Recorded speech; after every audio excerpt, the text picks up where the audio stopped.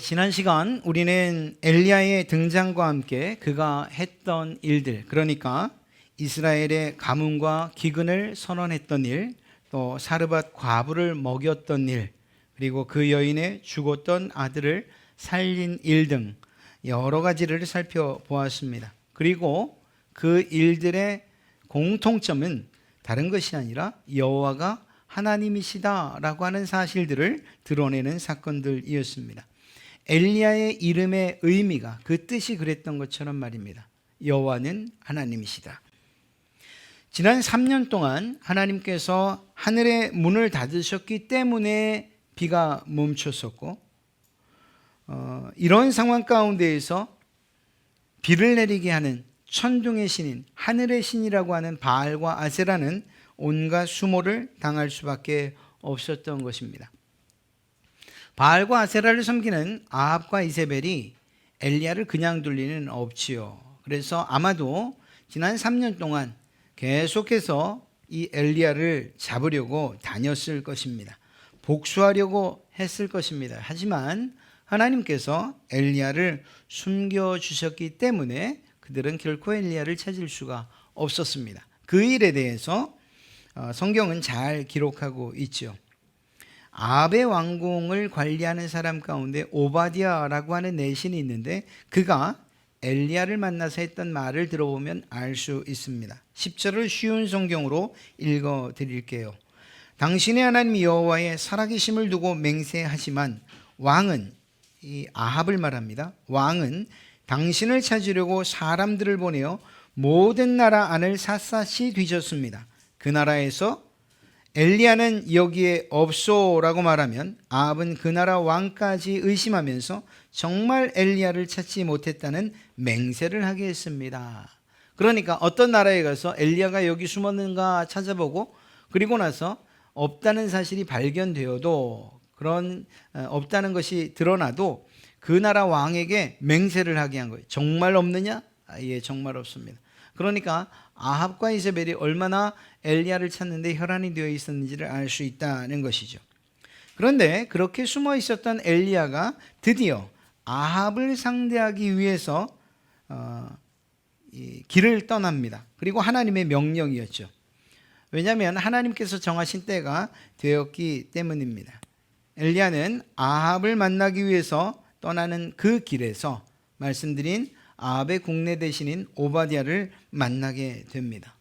이 오바댜라고 하는 사람은 그 이름의 뜻이 하나님의 종이라는 그러한 의미입니다.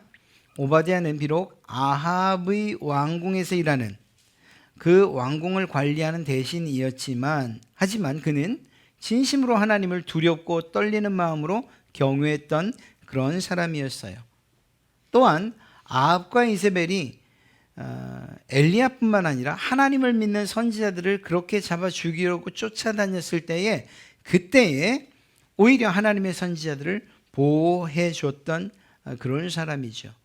하나님이 두렵고 또 하나님이 참신이라는 사실들을 마음에 믿고 있었던 그런 사람입니다. 그래서 아합 몰래 하나님의 선지자 100명을 50명씩 나눠서 2개의 굴에 숨기고 그들에게 먹을 것들을 제공하면서 그들을 돌봤던 사람, 그가 바로 이 오바댜입니다.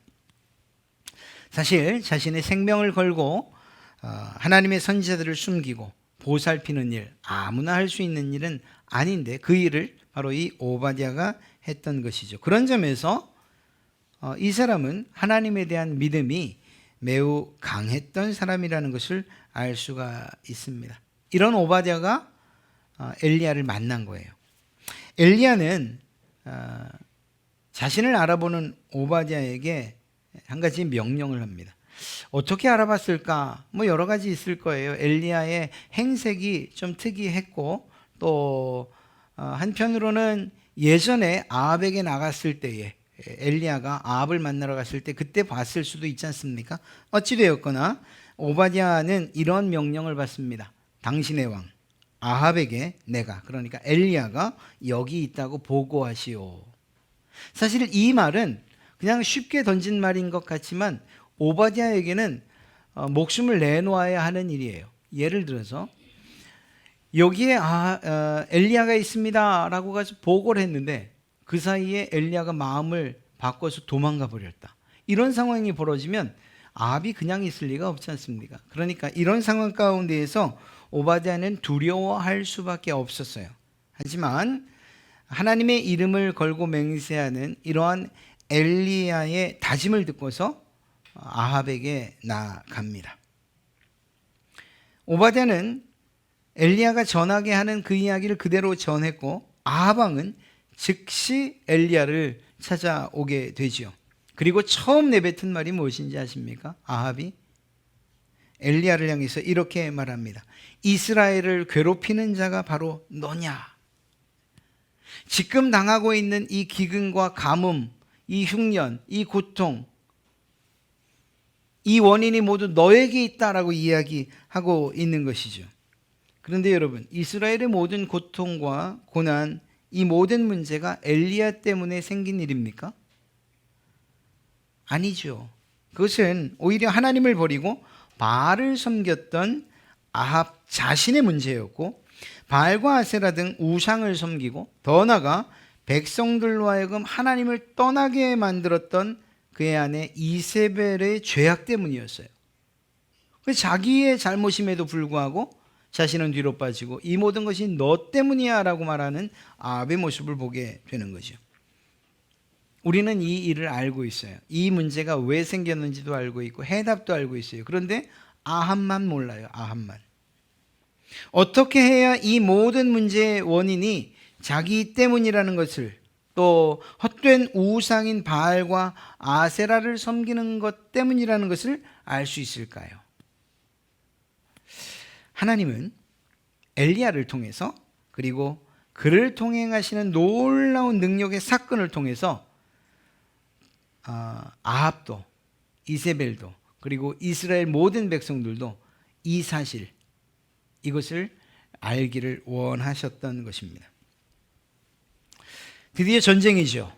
엘리야가 아합을 통해서 바알의 선지자 450명, 또 아세라의 선지자 400명에게 도전장을 던진 겁니다. 그 내용은 한번 겨뤄보자는 거예요. 누가 참신인지 한번 겨뤄보자. 그래서 이 갈멜로 모이게 합니다. 그런데 오늘의 대결 장소인 이 갈멜은 나름의 의미가 있는 곳이에요.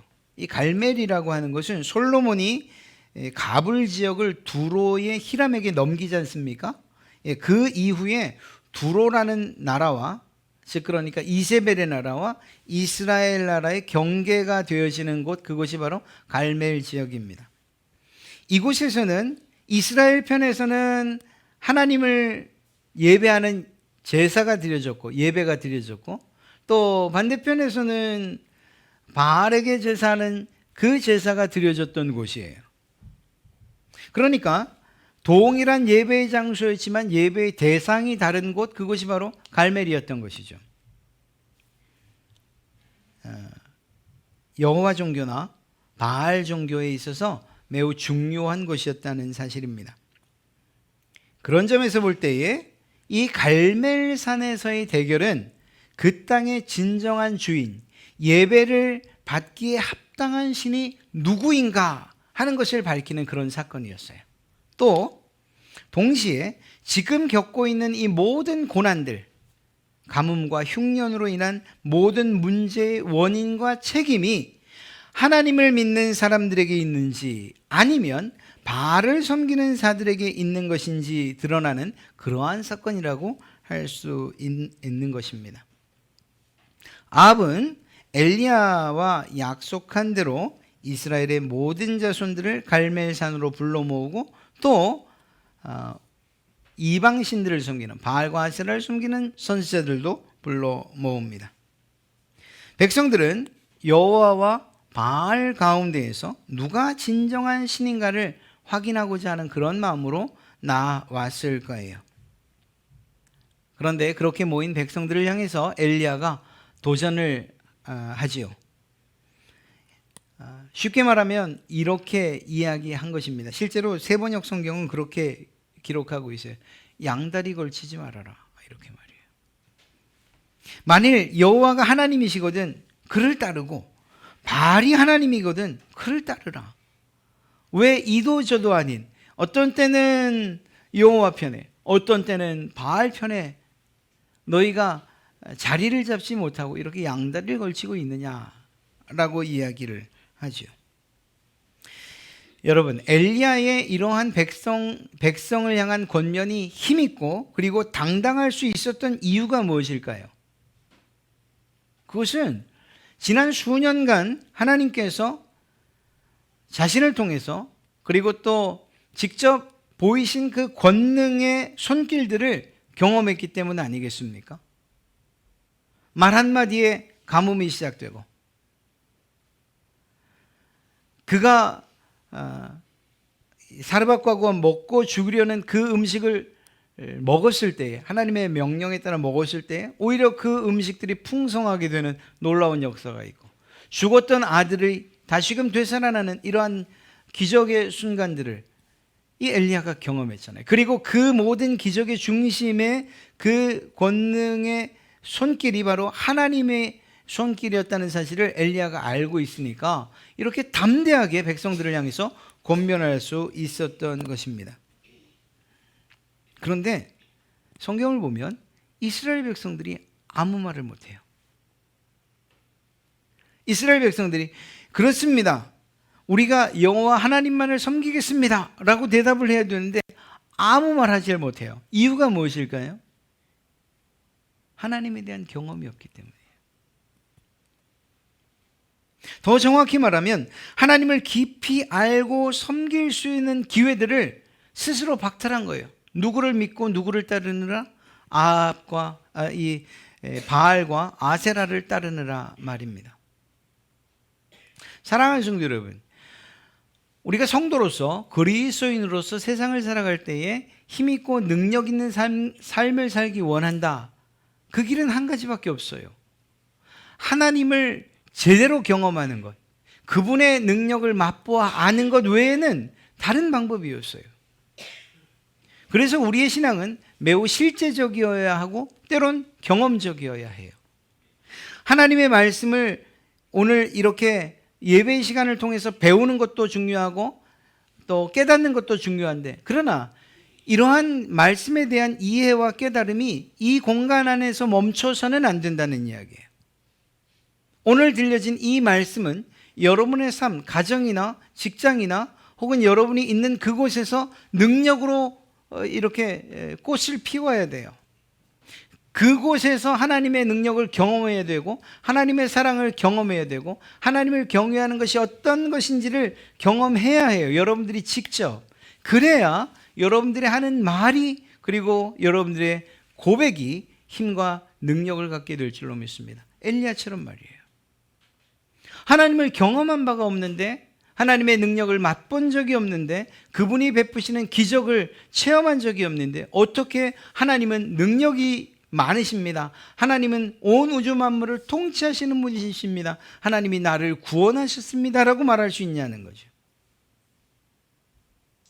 그런 의미에서 엘리야와 같은 이러한 체험적이고 경험적인 신앙이 여러분의 삶 가운데 가득하기를 주님의 이름으로 축복합니다. 이렇게 엘리야와 아합의 졸기들, 그리고 하나님과 바알의 대결이 시작됩니다. 요즘은 그런 영화를 하지도 않아요. 그런데 서부극이 한참 유행했던 몇십 년 전을 보면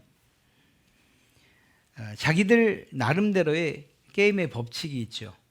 등을 맞대고 있다가 3발자국 혹은 5발자국 가요. 누가 세주지도 않아요. 그냥 자기들끼리 가요. 그리고 순간 돌아서서 총을 쏘고, 하나는 죽고 하나는 살고 이렇게 되는 것. 오늘 엘리야도 이러한 대결의 방식을 먼저 제안합니다. 바알과 아세라를 섬기는 자들에게 제안을 해요. 어떻게 보면 엘리야가 제안한 것이 자기에게 유익하고 또 이로운 방향으로 제안을 하지 않습니다. 먼저 각각 소 한 마리를 제물로 삼는 거예요. 그리고 각자의 신이 그 제물을 불태우도록 기도하는 거죠. 요청하는 것입니다. 그런데 바알의 제자들에게 바알의 선지자들에게 우선권을 줬습니다. 그리고 시간도 엄청 많이 줘요. 아침부터 한낮까지 거의 하루 종일 부르짖을 수 있게 했습니다. 그와 반대로 엘리야는 저녁 제사를 드릴 시간을 선택해요. 그렇게 길지 않은 시간이었습니다. 게다가 엘리야는 자신의 제단과 그리고 제물 주위로 도랑을 파요. 그리고 제물 위에다가 물을 12통을 갖다 붓습니다. 제물과 그 주변을 흠뻑 적신 거예요. 엘리야는 어찌 보면 일부러 불이 붙을 수 없는 상황과 조건을 만들고 있었던 것입니다. 왜 그랬을까요? 앞으로 이스라엘 백성들이 보게 될 놀라운 기적, 하늘에서 불이 내려와서 제물을 태우는 이 기적이 사기가 아니라는 거예요. 우연이 아니라는 거예요. 인간이 조작한 일이 아니라는 거예요. 그것을 확실히 하려고 하는 엘리야의 그러한 조치이자 믿음의 태도였던 거죠. 물에 젖은 장작 정말 안 탑니다. 경험상 압니다. 그런데 한순간 내린 불이 모든 장작, 재물, 그리고 그 주변에 있는 모든 물까지도 모두 말라버리게 하는 그러한 기적을 엘리야가 그리고 하나님께서 행하시죠. 자, 바알과 아세라의 선지자들이 소리 높여 부르짖습니다. 아침부터 한낮까지 계속해서 기도하며 부르짖습니다. 그걸로 안 된다고 생각을 했는지 제단과 제물 주위를 돌면서 춤을 추기까지 합니다. 그런데도 아무런 반응이 없어요. 당연하죠. 거짓 신이고 만들어진 신이었기 때문입니다. 엘리야는 그들을 조롱하지요. 엘리야가 그 바알과 아세라 신을 섬기는 사람들을 조롱한 것, 이걸 어떻게 봐야 될까 하는 생각이 듭니다만, 사실 한편으로는 통쾌하기까지 하고요. 또 한편으로는 정말 아무것도 아닌 신이구나 하는 생각을 우리로 하여금 갖게 합니다. 무엇이라고 조롱합니까? 너희 신들이 다른 일 하고 있나 보다. 불 붙여줄 생각 않고 다른 일 하고 있나 보다. 또 뭐라고 합니까? 야, 너희 신들이 혹시 화장실 가서 용변 보고 있는 건 아니냐. 제가 점잖게 얘기했습니다. 또 이렇게 얘기합니다. 혹시 멀리 여행을 간 건 아니니? 그것도 아니면 혹시 잠자고 있는 건 아니니? 가서 좀 깨우면 안 되겠니? 얼마나 부해가 났겠습니까?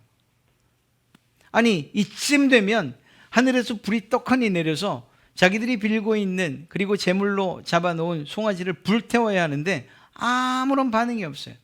여러분, 천둥의 신이라고 말했죠. 바알이 이 천둥의 신 아닙니까? 그럼 번개라도 내려야죠. 번개는커녕 그냥 아무런 변화가 없어요. 그러자 마침내 이들은 가장 자극적인 방법을 동원합니다. 그렇게 바알과 아세라를 흥분시키려고 합니다. 그것은 다른 것이 아니고 자신의 몸에 상처를 내서 피를 흘리는 이러한 예식을 행한 것입니다. 이방 종교에서는 이러한 일들이 흔히 있었다라고 하죠. 하나님은 이것을 철저하게 금하고 계십니다. 그런데 그런 그들의 발악에 가까운 예식은 결국 허사로 끝나고 말지요. 이제 엘리야의 차례입니다. 말씀드린 것처럼 엘리야는 도저히 불이 붙을 수 없는 상황을 만들어서 인간의 개입을 철저하게 차단했어요. 오직 참 신이신 하나님만이 행할 수 있는 조건, 하나님만이 가능하신 그러한 조건을 만들었던 것입니다. 그리고 제단으로 향해 나가 기도하기 시작하지요.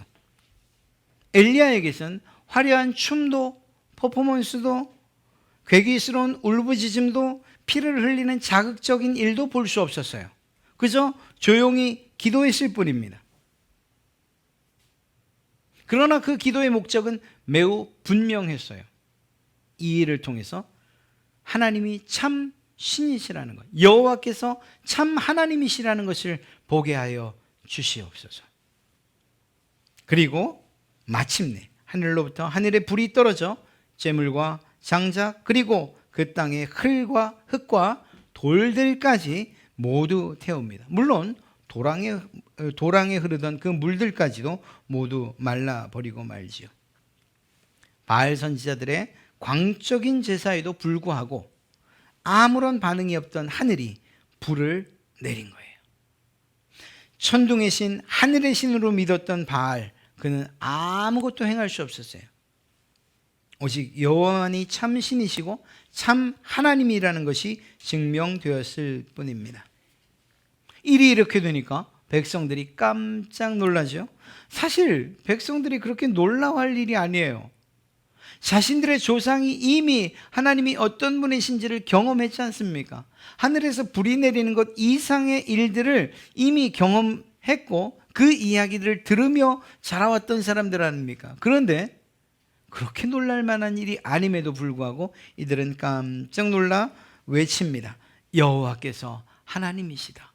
아니, 그걸 몰랐단 말입니까? 하나님께서 바알의 손으로부터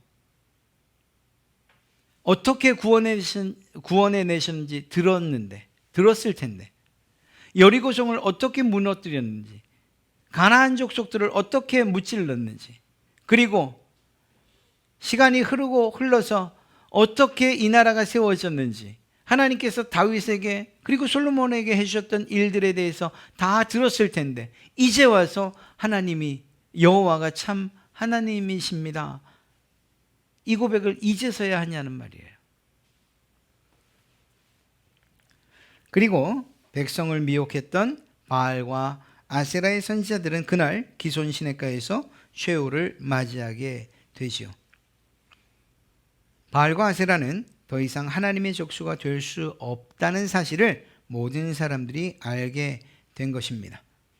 사실 이 사건만 아니라 잠시 뒤에 우리가 읽지 않은 성경을 읽어보면 이어지는 사건, 즉 내리지 않던 비가 정말 하늘에 구멍이 뚫린 것처럼 그렇게 비가 내리는 이 사건을 통해서도 하나님이 천지 만물을 주관하시는 참신이라는 것이 증명됩니다. 여러분, 이제 남은 건 뭘까요? 남은 건 바알과 하나님 가운데 누가 참된 신인가 하는 문제가 남은 것입니까? 아니에요. 그건 끝난 거예요. 이 사건들을 통해서 하나님이 참된 신이시다, 바알은 거짓이고 아세라 역시 헛된 신이다라는 것은 끝난 사실이에요. 이것은 더 이상 문제가 되지 않아요. 문제라고 한다면 아합과 이스라엘 백성이 이제 누구를 선택할 것인가, 이것만이 남은 거예요. 사실 이것은 예전이나 이때나 지금이나 앞으로도 변하지 않는 거예요. 하나님은 영원토록 참된 신이세요.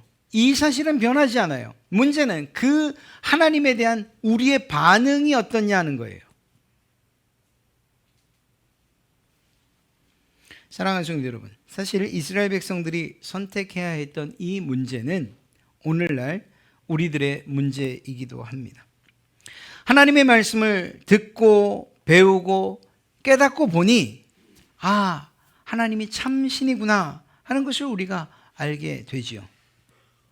우리의 살아온 날들을 돌아보면서 그 여정을 되돌아보니, 그리고 일어났던 내 삶의 경험들을 돌아보니 역시 하나님만이 참신이시구나 하는 이런 고백을 하게 됩니다. 하나님만이 행하실 수 있는 놀라운 그러한 기적들과 능력들, 개인적으로 경험하신 것들 많잖아요. 건강이나 사업이나 물질이나 혹은 기타 여러 사람들과의 관계나 많은 부분들에서 하나님이 일으키신 놀라운 기적들과 그리고 그 기적에 대한 체험들을 여러분들이 가지고 계시지 않습니까? 그것들을 보니 하나님 외에는 다른 신이 없다는 것을 우리는 전하게 되지요. 여러분이 그러하신 줄로 믿습니다. 그런데 그렇기 때문에 이제 남은 것이 무엇이냐고 묻는다면, 제가 그리고 여러분이 그리고 우리가 어느 편에 설 것인가를 결정하는 것, 이것 하나가 남았다는 거예요. 이제 적어도 우리 가운데에서 하나님이 진짜냐 가짜냐, 세상에 어떤 신이 하나님보다 더 낫냐 그렇지 않느냐, 이것 가지고서는 더 이상 문제거리가 되어서는 안 돼요. 이것은 이미 해결된 일이에요. 우리에게 남은 문제는 무엇인가 하면, 그러니 내가 어느 편에 설 것인가. 여호수아가 그렇게도 당당하게 나와 내 집은 오직 여호와만을 섬기겠습니다 라고 고백했던 그 이유가 우리에게도 있어서 우리가 하나님의 편에 서겠습니다, 내가 오직 주님만 따르겠습니다 라고 하는 이러한 고백과 삶이 우리에게서도, 우리의 가정에게서도 나타나야 된다는 사실입니다. 엘리야는 이미 승리할 것을 믿었어요. 어떻게 그것을 알 수 있느냐? 그가 했던 말들이 너무나도 당당하고 너무나도 힘이 있어요. 권세가 있고 권위가 있는 말이었어요. 엘리야의 입장에서 보면 그는 하나님과 대적할 존재가 더 이상 없어 라고 하는 것에 대해서 조금의 의심도 없었습니다. 그렇기 때문에 그의 말이나 태도가 그렇게 당당하고 담대할 수 있었던 것이죠. 서두에 말씀드렸던 것처럼 엘리야가 경험했던 많은 사건들, 그것들은 이미 바알과의 싸움에서 하나님이 이길 수밖에 없다는 사실을 이미 보여준 전조와도 같은 것들이었어요. 비가 멈춘 것, 모든 것들이 없다고, 그래서 굶어 죽는다고 하는 그때에 놀라운 기적을 통해서 먹이신 일, 진정한 생명이 누구에게 있는가를 보여준 아들이 다시금 살아나는 사건, 이 모든 것들은 사실은 하늘에서 불이 떨어져 하나님이 참된 신이십니다 라고 하는 사실들을 그대로 보여줄 수밖에 없는 그러한 사건들이죠. 그러니까 이 사건들에 대한 경험은 하나님께서 반드시 불을 내리실 것이다, 하나님이 참된 신이다 라고 하는 사실들을 우리로 하여금 기대하기에 충분한 것들이었다니까요. 엘리야는 물론 그것을 알고 있었고요. 그러니까 이미 승리한 싸움을 연장해서 싸우고 있을 뿐이에요. 엘리야는 이 싸움에서 단 한 번도 질 것이라고 생각한 적이 없었다는 거죠. 사랑하는 성도 여러분, 우리는 이미 승리한 싸움을 싸우는 사람들 아닙니까? 우리가 비록 이 세상에서 치열하게 전쟁과도 같은 하루를 보내고, 그리고 오늘 하루하루 죽기 살기로 싸우는 것처럼 그렇게 느껴지고, 또 실제로 많은 고통과 고난들, 그리고 우리 앞에 놓인 문제들이 우리가 지금 싸움의 현장에 있는 것처럼 느껴지게 하지만, 그러나 조금만 멀리 떨어져 보면 이미 우리는 승리했다는 사실들을 믿을 수가 있어요. 예수님께서 이미 사탄의 권세, 죽음의 권세, 이 세상 모든 고통과 모든 문제들의 뭐라고 할까요? 그것들을 제공하는 이 사탄을 이미 이기셨지 않습니까? 그리고 부활하셨습니다. 뿐만 아니라 이후에 우리를 위해서 주신 약속을 보아도 그렇습니다. 마지막 날 천사장의 호령나팔 소리와 함께 승리의 행진에 여러분과 저를 초청하셨지 않습니까? 주님께서 우리를 부르시는 그날, 우리가 그 승리의 무리 가운데에 함께 승전가를 부르면서 걸어갈 그것들을 소망하면서 우리가 이 신앙생활을 하고 있지 않습니까? 우리가 이 세상에서 싸우는 싸움은 결코 판세를 바꿀 수가 없어요. 비록 지금은 내가 지는 것 같고 어려운 것 같고 문제에 허덕이는 것 같아도, 그렇다고 해서 우리의 고통과 고난이 예수 그리스도의 승리를 뒤집을 만큼 그렇게 큰 영향력 있는 전쟁과 그리고 전투는 아니라는 거예요. 그래서 남은 사탄의 잔당들, 사탄의 패전병들과의 전쟁일 뿐이에요. 우리가 이 사건에 대해서 이야기할 때마다 언급하는 그러한 전쟁사가 있죠. 노르망디 상륙작전 같은 경우에 사실 그 상륙작전을 통해서 이미 독일군은 패배를 했어요. 이미 전쟁은 패한 것이에요. 그런데 그 전쟁이 패했다라고 하는 것이 더 이상 전투가 없다는 것을 의미하는 것이었습니까? 그렇지는 않았어요. 계속해서 연합군들은 진격해갖고 곳곳에서 싸움을 하고 거기에서 사상자가 났어요. 그럼에도 불구하고 그 작은 지역적인 전투들이 큰 전투, 그것을 뒤집을 수는 없었다는 거예요. 오늘 우리가 싸우는 싸움이 바로 그래요. 가정에서, 직장에서, 세상에서 우리는 끊임없이 영적인 전투를 해나가요. 그리고 그것은 때로는 우리를 아프게 하고 힘들게 하고 눈물을 흘리게 해요. 그러나 그것이 예수 그리스도가 이룬 이 승리를 뒤집을 만큼, 사탄이 다시금 세력을 잡을 만큼의 그러한 영향력은 결코 없다는 거죠. 바꿔 말하면 우리는 비록 내 삶에서 잠시 패배하는 것 같아도 그것 때문에 낙심하거나 절망할 이유가 없다는 거예요. 왜? 주님께서 이미 승리하셨다는 것을 우리는 믿기 때문이죠. 그래서 우리는 낙심할 수 없는 거예요. 오늘 엘리야처럼 담대해야 하는 거예요. 이미 승리하신 하나님의 뒤를 따라 나서야 하는 것입니다. 세상의 헛된 것들의 마음을 빼앗기거나 그것들을 두려워해서는 안 되는 이유가 바로 여기에 있는 거예요. 사르밧 과부의 아들을 살리신 생명의 하나님께서 여러분의 하나님이시기 때문인 줄로 믿습니다. 하늘의 문을 닫기도 하시고 열기도 하시는 분이 바로 여러분의 하나님이시기 때문입니다. 모든 것이 메마른 상황 가운데서도 먹이시고 입히시는 분이 바로 하나님 때문이시기 때문에, 하나님이시라는 사실을 우리가 믿기 때문입니다. 여러분의 믿음 있는 삶을 통해서 하나님께 온전한 영광을 올려드릴 뿐만 아니라 세상으로 하여금 하나님만이 참된 신이심을 드러내며 사시는 그런 여러분 되시기를 바랍니다. 다음 한 주간도 주님이 부르신 그 승전가를 따라 부르며 그 승리의 그 행렬 가운데에서 기쁨과 즐거움으로 주를 따르시는 그러한 여러분 되시기를 주님의 이름으로 축복합니다.